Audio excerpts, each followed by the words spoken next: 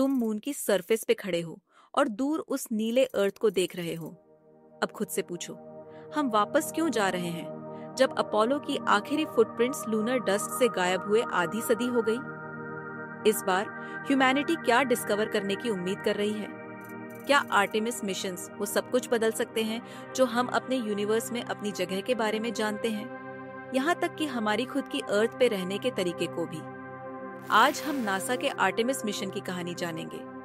एक bold plan जिसमें humans को वापस मून पे भेजना है, टेक्नोलॉजी की लिमिट्स को पुश करना है और अगले बड़े कदम यानी मार्स के लिए रास्ता बनाना है।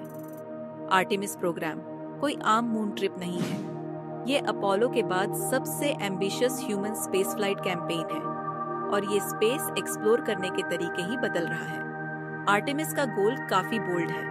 पहली बार एक वुमन और एक पर्सन ऑफ कलर को मून पर लैंड कराना और वहां पर एक सस्टेनेबल लॉन्ग टर्म प्रेजेंस बनाना। ये सिर्फ एक विजिट नहीं है, ये तो बेसिकली ह्यूमैनिटी के फ्यूचर के लिए स्टार्स के बीच एक फाउंडेशन बिल्ड करने की बात है। पर चांद ही क्यों और अभी क्यों?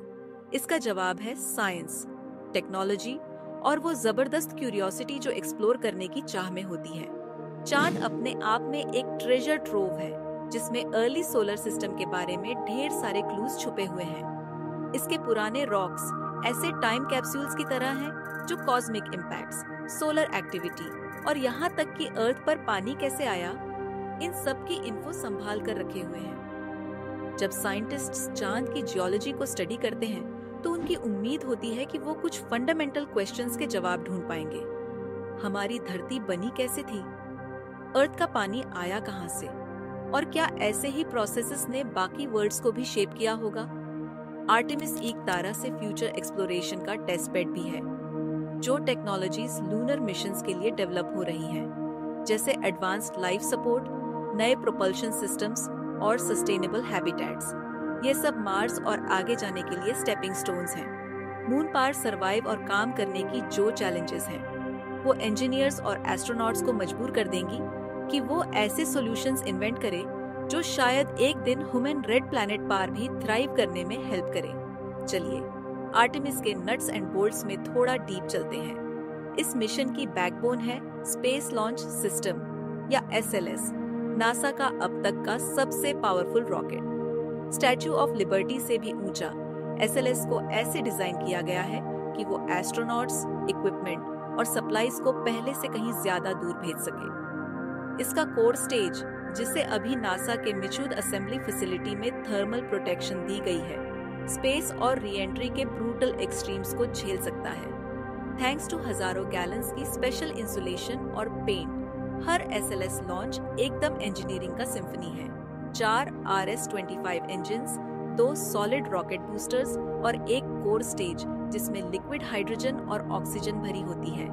ये सब परफेक्ट सीक्वेंस में इग्नाइट होते हैं, जिससे 8.8 मिलियन पाउंड्स का जबरदस्त थ्रस्ट बनता है। इस जबरदस्त पावर हाउस के ऊपर बैठा है ओरायन स्पेसक्राफ्ट, जो क्रू का घर और कमांड सेंटर है पूरे जर्नी के लिए। ओरायन स्पेशली डीप स्पेस के लिए बनाया गया है। इसका हीट शील्ड इतना स्ट्रॉन्ग है कि ये 20,000 माइल्स पर आवर से भी ज्यादा की स्पीड पर री एंट्री सर्वाइव कर सकता है और इसका लाइफ सपोर्ट सिस्टम वीक्स तक हार्श वैक्यूम में टिक सकता है। इसके नेविगेशन, कम्युनिकेशन और सेफ्टी सिस्टम्स अपोलो से कई जनरेशंस आगे हैं, जिससे ये नासा का सबसे सेफ स्पेसक्राफ्ट बन जाता है जो अब तक उड़ाया गया है। लेकिन आर्टेमिस सिर्फ नासा का शो नहीं है, ये एक कोलैबोरेशन है इंटरनेशनल पार्टनर्स और कमर्शियल कंपनीज के साथ। यूरोपियन स्पेस एजेंसी ने ओरायन का सर्विस मॉड्यूल दिया है, जिसमें पावर और प्रोपल्शन दोनों भरे पड़े हैं। Private companies lunar landers, habitats और यहाँ तक कि रोवर्स भी बना रही हैं, जो मून की सरफेस पर इधर उधर घूमेंगे। नासा इस पब्लिक प्राइवेट पार्टनरशिप पर दांव लगा रहा है ताकि इनोवेशन बढ़े, खर्चे कम हो और पहले से कहीं ज्यादा लोगों के लिए स्पेस के दरवाजे खुल जाए। आर्टेमिस के सीरीज है मिशंस की और हर मिशन पिछली बार से भी ज्यादा एम्बिशियस है।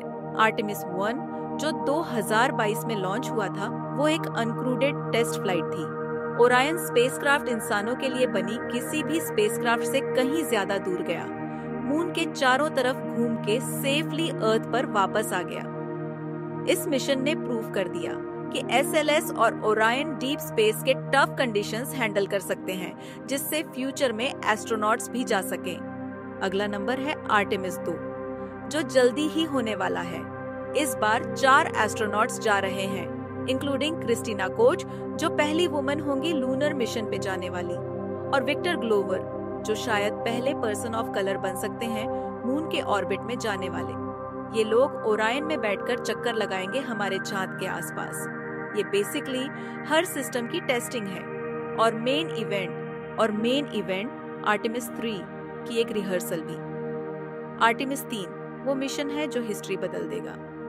नासा का प्लान है कि एस्ट्रोनॉट्स को मून के साउथ पोल के पास लैंड कराया जाए, जहां हमेशा अंधेरा रहता है और वहां वाटर आइस भी काफी है।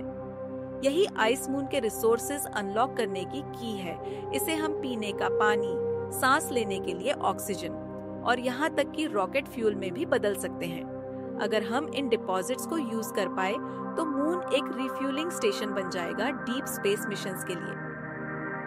साउथ पोल एक तरह से सोलर सिस्टम के पास्ट की विंडो भी है। वहाँ कुछ क्रेटर्स ऐसे हैं जो बिलियंस ऑफ ईयर्स से सनलाइट नहीं देखे हैं। उनके आइसी इंटीरियर्स शायद अब तक अनटच्ड रिकॉर्ड्स रखते हैं कॉस्मिक इम्पैक्ट्स और सोलर विंड के, जो हमें हिंट्स दे सकते हैं अर्थ, मून और शायद लाइफ के इंग्रेडिएंट्स तक के अर्ली डेज के बारे में। आर्टेमिस 3 पे लैंड करने वाले एस्ट्रोनॉट्स के लिए हर एक मोमेंट फुल ऑन डिस्कवरी से भरा होगा। वो लोग साइंटिफिक इंस्ट्रूमेंट सेटअप करेंगे, सैंपल्स कलेक्ट करेंगे और नए टूल्स ट्राई करेंगे, जैसे रोबोटिक हेल्पर्स और पोर्टेबल हैबिटेट्स। साथ ही वो एक्सट्रीम ठंड और अंधेरे में रहने और काम करने की प्रैक्टिस भी करेंगे, जो फ्यूचर मार्स मिशंस के लिए बहुत ही इम्पोर्टेंट एक्सपीरियंस होगा। आर्टेमिस सिर्फ एक्सप्लोरेशन के बारे में नहीं है, इट्स अबाउट एक नई जनरेशन को इंस्पायर करना, चाहे वो साइंटिस्ट्स हो, इंजीनियर्स या फिर ड्रीमर्स। नासा ने ऐसे काफी कूल प्रोग्राम्स लॉन्च किए हैं, जैसे स्टूडेंट लॉन्च, जहां स्टूडेंट्स खुद अपने रॉकेट्स डिजाइन और बिल्ड करते हैं, और एक मून मास्कॉट कॉन्टेस्ट भी हुआ था ट्विच पे, जहां पब्लिक को इनवाइट किया गया था कि वो आर्टेमिस का फेस डिसाइड करने में हेल्प करे। एजेंसी स्कूल्स तक भी पहुंच रही है, एस्ट्रोनॉट्स के साथ Q&A सेशंस होस्ट कर रही है और पूरे मिशन को एक ग्लोबल इवेंट बना रही है। आर्टेमिस का इम्पैक्ट सिर्फ साइंस तक ही लिमिटेड नहीं है यार, ये तो पूरे प्लैनेट लेवल पर कोऑपरेशन की बात है। नासा यूरोप, जापान, कनाडा और भी कई कंट्रीज की एजेंसीज के साथ मिलकर काम कर रहा है।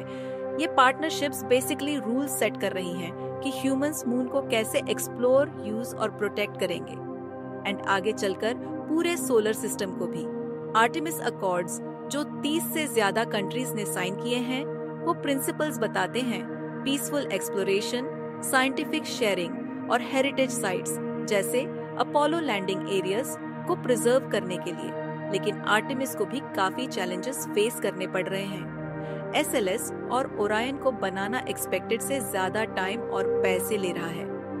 डिलेज और टेक्निकल प्रॉब्लम्स तो ऐसे मिशंस का हिस्सा ही है। आर्टेमिस 3 जो लूनर लैंडर बन रहा है, वो कमर्शियल पार्टनर्स बना रहे हैं और उसको बिल्कुल रेडी होना चाहिए ताकि एस्ट्रोनॉट्स को सेफली मून पर ले जा सके और वापस ला सके। हर बोल्ट, हर कोड की लाइन, हर मिशन रिहर्सल एकदम परफेक्ट होनी चाहिए, क्योंकि डीप स्पेस में गलती की कोई जगह नहीं होती। लेकिन यार, इसका फायदा बहुत बड़ा हो सकता है। आर्टेमिस मिशन नए तरीके ट्राई करेगा मून पे सरवाइव करने के, जैसे वहां से पानी निकालना, लूनर मिट्टी से कुछ बनाना और सूरज की रोशनी से पावर जनरेट करना। ये टेक्नोलॉजी सिर्फ स्पेस के लिए नहीं, बल्कि अर्थ पे भी जिंदगी बदल सकती है, स्पेशली एनर्जी, रिसाइकलिंग और सस्टेनेबिलिटी में नए इनोवेशंस लाकर। अभी से ही इस प्रोग्राम की वजह से काफी स्पिन ऑफ्स आ रहे हैं, जैसे नए मटेरियल्स, मेडिकल सेंसर्स और सॉफ्टवेयर जो स्पेस के बाहर भी काम आ सकते हैं। शायद आर्टेमिस का सबसे बड़ा असर साइकोलॉजिकल ही होगा, ह्यूमंस को वापस मून पर जाते देखना। इस बार और भी ज्यादा डाइवर्स और यूनाइटेड क्रू के साथ बिलियंस ऑफ लोगों को इंस्पायर कर सकता है। ये एक रिमाइंडर है कि सारी डिफरेंसेस और चैलेंजेस के बावजूद ह्यूमैनिटी साथ आकर एक्स्ट्रॉर्डिनरी चीजें अचीव कर सकती है।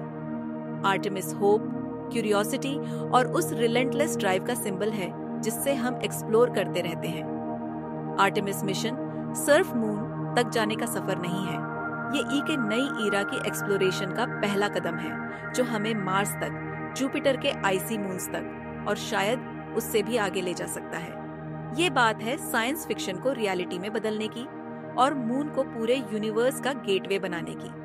जब तुम ह्यूमन स्पेस फ्लाइट का नेक्स्ट चैप्टर सोच रहे हो, जरा इमेजिन करो कि लूनर सरफेस पे हमें क्या क्या डिस्कवरीज मिल सकती हैं। साउथ पोल के शैडोज में कौन से सीक्रेट्स फ्रीज हुए पड़े हैं, कौन से लेसन्स मिलेंगे जो हमें दूसरे वर्ल्ड्स पे सरवाइव करने और एक्चुअली थ्राइव करने में हेल्प करेंगे। और आर्टेमिस का मिशन हमारा फ्यूचर कैसे शेप करेगा, चाहे वो अर्थ पे हो या स्पेस में। अगर तुम्हें साइंस के एपिक क्वेस्ट्स और उनके सीक्रेट्स जो अभी तक अनलॉक नहीं हुए, उन सब में इंटरेस्ट है तो हमारा वीडियो मिस मत करना, क्योंकि इस बार हम ये एक्सप्लोर करेंगे कि सैटर्न के आइकॉनिक रिंग्स शायद डिसअपीयर क्यों हो रहे हैं और इसका क्या मतलब है हमारी सोलर सिस्टम की अंडरस्टैंडिंग के लिए।